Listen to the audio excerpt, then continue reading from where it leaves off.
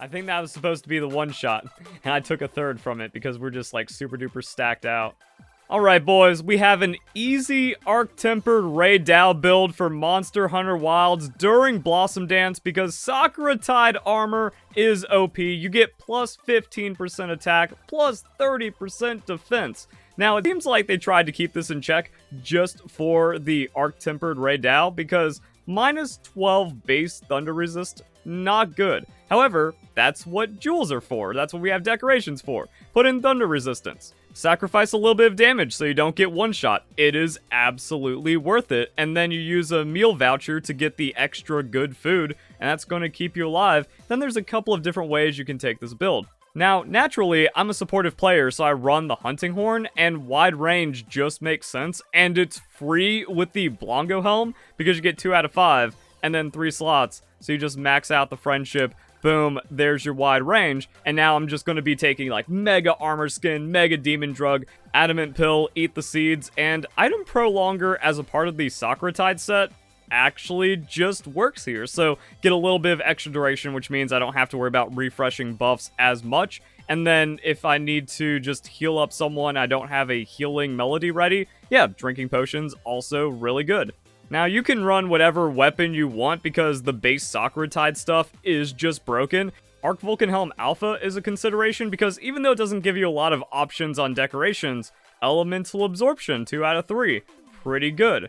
Guardian Ebony Helm, less on the tanky side, more on the damage side because Burst 2 is still really good, that you get that 5-hit chain going, and now you just have a substantial boost to your damage, which is really nice. Earplugs 1 out of 3, so then that gives you a little bit of like extra things you can put for your decorations. Now, since I run Healing Hunting Horn, I just run the large earplugs. I don't need to worry about it, but if that's not on your team, then earplugs are always really nice to have. Glutton's Charm is for the wide range. Outside of that, you can put Burst Charm, or you can just be really good with the Defense Charm because Defense Charm 5 is OP. You just get 5 decoration slots, and that's going to give you a defense boost that includes elemental resistance. So with a high-powered fight like Arch-Tempered, the most important thing is staying alive and staying in the fight. Also, you clicked on a guide, so you need some kind of help for the fight, which means learning it with a bit more comfort is going to be nice. If you're not worried about the roar, it's good to have a little bit of speed eating because not everyone is going to have a support on their team. So if you get hit, you need to get on your sacred immediately and then just try to heal up and eat something and not get one shot. So you can find room for that. Shockproof is always nice to have, good courtesy, and it's also good to not get tagged by your allies. And if you're at this stage of the game, then you probably have a good idea about your playstyle, which means you just need to give up some of the rank 3 decoration damage that you've been running, and then make the Sakuratide armor work for how you've been doing other hunts. And Blossom Dance Boon is just like super duper strong once you get those 4 pieces in.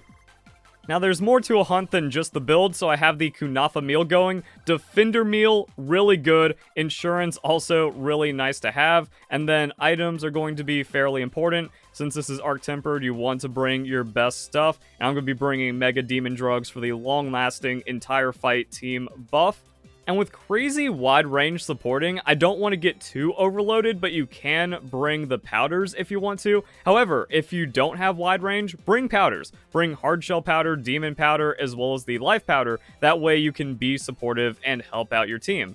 That if there isn't a healer or a hunting horn, the Dust of Life can be life-saving, and that's really nice. And then the powders do stack with the other effects of the seeds and the pills and the demon drugs. Then you bring some null berries for status, and you should be good to go. Also showing the in-game equipment screen because people like seeing the numbers. And isn't the game a little sneaky like that? So yeah, it used to be Defense Charm 4, and then I saw 5 on the Mobalytics. Also, by the way, follow my page and then like, comment, subscribe on YouTube, because the Rey Dau certificate gives you the upgrade to the Defense Charm. Nice. And then you can move some things around in your build as you need to. So I have the Defense Charm, then Gobbler Jewels.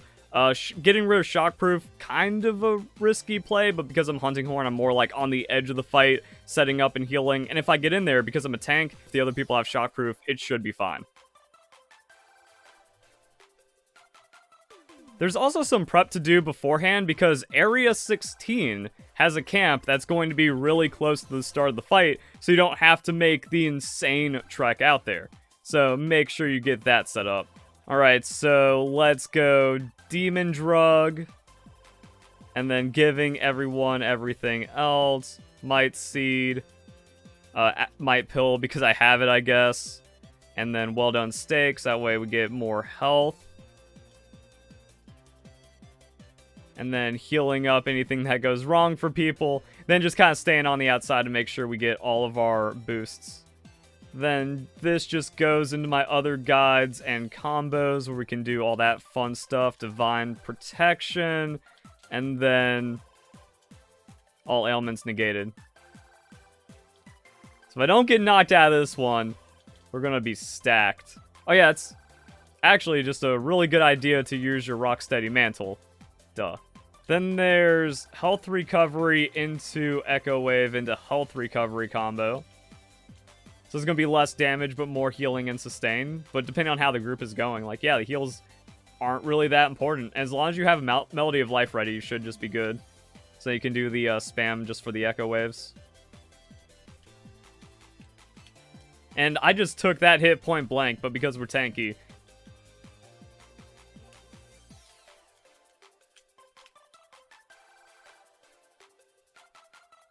Yeah. I think that was supposed to be the one shot. And I took a third from it because we're just like super duper stacked out. And there we go. Oh, I didn't even know you could trap this. So I just like set up all the traps while I was asleep and it worked out. Neat. So yeah, we got a Gamma Certificate. We ended up getting a bowling voucher. Another one from the Lucky voucher. And that's why we also have the Lucky Meal going. Heavy Armor Sphere, which is huge. And then just some good stuff all around. 13-minute fight. I did a fight before this, but the recording audio got glitched, so that was around the same time. And you can do this fight in around 13 minutes. I personally feel like I could have done better with buffs and stuff, but that's just how all these fights go. That once you do it enough times, you kind of get the timing down, you get the repetition, and then it just becomes easier, and then you can make the small little changes to your build and loadout, and then just optimize it from there.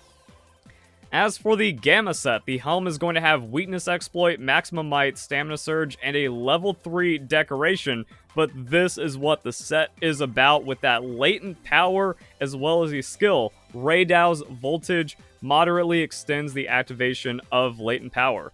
So you're going for like a crazy latent power build.